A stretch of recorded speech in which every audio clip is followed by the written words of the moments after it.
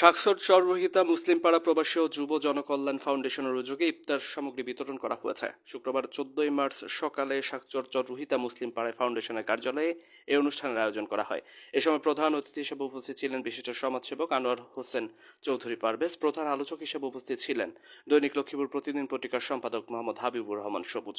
বিশেষ অতিথি হিসেবে উপস্থিত ছিলেন ধানমন্ডি সরকারি বয়েজ উচ্চ বিদ্যালয়ের সাবেক শিক্ষক মাওলানা সিদ্দিকুল্লাহ, বিশিষ্ট সমাজসেবক আমজাদ হোসেন ভুলু, মোহাম্মদ রনি, চররহিতা মানবিক ফাউন্ডেশনের সভাপতি আব্দুল গফুর। অনুষ্ঠানে সভাপতিত্ব করেন মুসলিম পাড়া প্রবাসী ও যুব জনকল্যাণ ফাউন্ডেশনের সভাপতি ডাক্তার মোহাম্মদ ইসমাইল হোসেন সেলিম।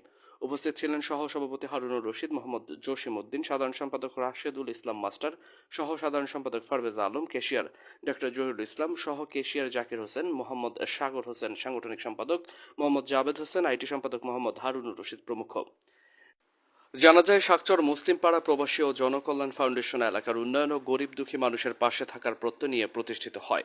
তাদের এই কাজে আর্থিকভাবে সহায়তা করেন প্রবাসী কমিটির প্রতিষ্ঠাতা সভাপতি মাসুদুর রহমান মাসুদ ও বর্তমান কমিটির সভাপতি কবির হোসেন, প্রধান উপদেষ্টা মোহাম্মদ নুননবী সহ প্রবাসী অবস্থানরত সংগঠনের অন্যান্য সদস্যবৃন্দ।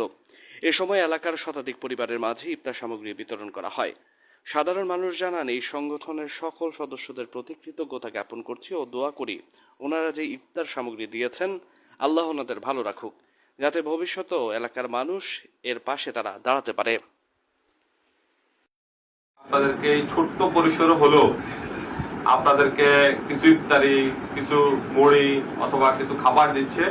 আমরা সবাই যারা দিয়েছে তাদের জন্য দোয়া করব। মনে থাকবে সেটা। জাহাঙ্গীর হোসেন, তারেক হোসেন, ফারুক হোসেন, অনেকে দেখি 30-35 জন লোক আছে। আসলে উদ্যোগটা হলো সবচেয়ে সুন্দর।